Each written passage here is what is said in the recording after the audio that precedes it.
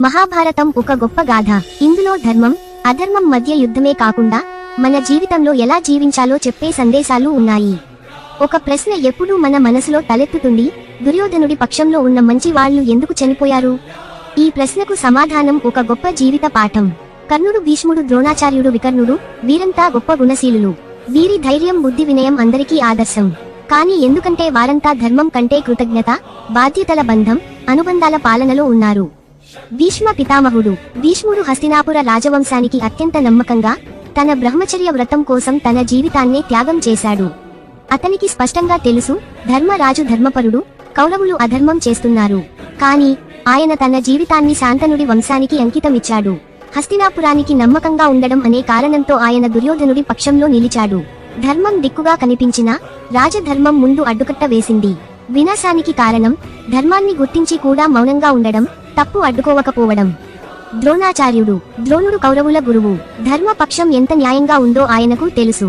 కాని అర్జునుడు తన ప్రియ శిష్యుడు అయినా అతను కౌరవుల రాజశక్తికి విధేయుడిగా ఉన్నాడు.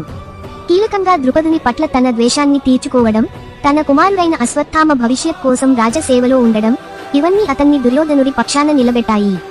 వినాశానికి కారణం ధర్మ మార్గం తెలిసినా వ్యక్తిగత అవసరాలు, కుటుంబ వాంఛల కోసం అధర్మవర్గంలో కొనసాగడం.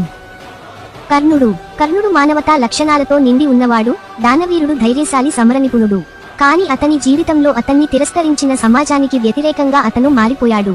దుర్యోధనుడు తనను అంగీకరించినందుకు కృతజ్ఞతగా అతని పక్షాన నిలిచాడు.